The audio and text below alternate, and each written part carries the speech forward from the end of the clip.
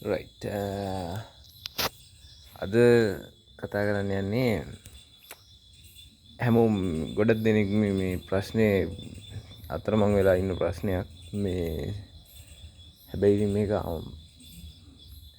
මෙහෙමයි, සෝවාන් වෙන්නේ කොහොමද? සෝවාන් දැන් කීප දෙනෙක්ම මට කියනවා අද කාලේ ඔහොම වෙන්න බෑ, ඕක කරන්න බෑ, එහෙම හිතන්න එපා. අපි සෝවාන් වෙන්න පුළුවන්. ඉතින් යම් කිසි කෙනෙක්ට සෝවාන් වෙන්න අවශ්‍ය නම් එයා දැඩි අධිෂ්ඨානය අනිවාර්යෙන් ඕනේ මුලින්ම. ඊට පස්සේ සෝවාන් වෙන්න අවශ්‍ය මූලික අංග ටික තියෙනවානේ. කොහොමත් මොනවද?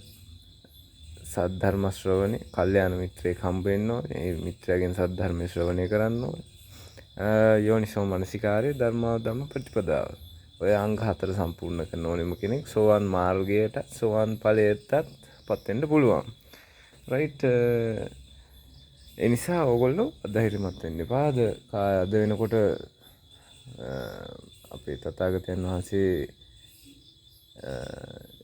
නිවැරදිම සමයේ උපත ලැබුවා. ඒ කියන්නේ මේ දැන් සමහර අය ප්‍රශ්න කරනවා මේ ඇයි අද වගේ තාක්ෂණයේ දියුණු කාලෙක මේ බුදුරජාණන් වහන්සේ පහළ වෙන්නේ නැතුව මීට අවුරුදු 2500කට කලින් පහළ වුණේ කියලා. දැන් ඒකට හේතුව තමයි දැන් බුදු විෂය චින්තය, බුදුහාමුදුරන්ගේ දැකීම මේ අපිට සීමා කරන්න බෑ. මම ඒකට හේතුව කියන්නේ ඒකට එක හේතුවක් විදිහට මම දකින්නේ මෙන්න මෙහෙම දෙයක්. දැන් එදා බුදුරජාණන් වහන්සේ පහළ වුණා නම් තමයි අද වෙනකොට මේ විදිහට මේ ධර්මය ව්‍යාප්ත වෙන්නේ. දැන් අද වෙනකොට උන්වහන්සේගේ ශ්‍රී සද්ධර්මය හැමතැනටම ව්‍යාප්ත වෙලා ඒ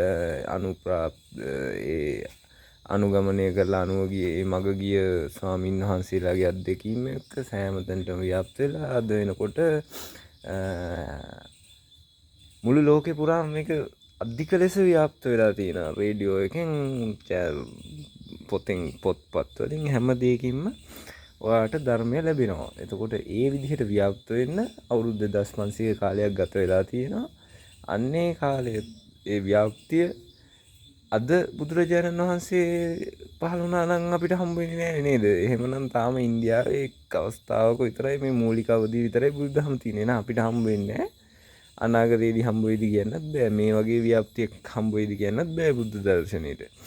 ඒ වගේ ඉතින් එහෙම වුණාම දැන් නිවැරදිම අවස්ථාවේ තමයි බුදුහාමුදුරුවෝ මේ ලෝකෙට පහළ වෙලා තියෙන්නේ. ඒ කාලේ ඉඳපු පුද්ගලයොත් ගොඩ අපිත් ගොඩ. අපිටත් ධර්මයේ තියෙනවා. ඒකයි. හරිද? අපිට එදා ලෝකේ ව්‍යාප්ත වෙලා තිබුණට වැඩි ප්‍රමාණයකින් අද ව්‍යාප්ත වෙලා තියෙනවා.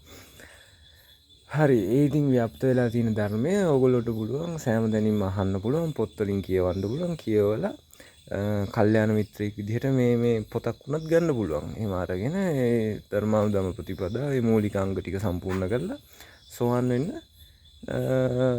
වීරිය වඩන්න. එතකොට ඕගොල්ලන්ට අනිවාර්යෙන් මාර්ග ඵලය ලබා ගන්න පුළුවන් වෙයි. තෙරුවන් සරණයි.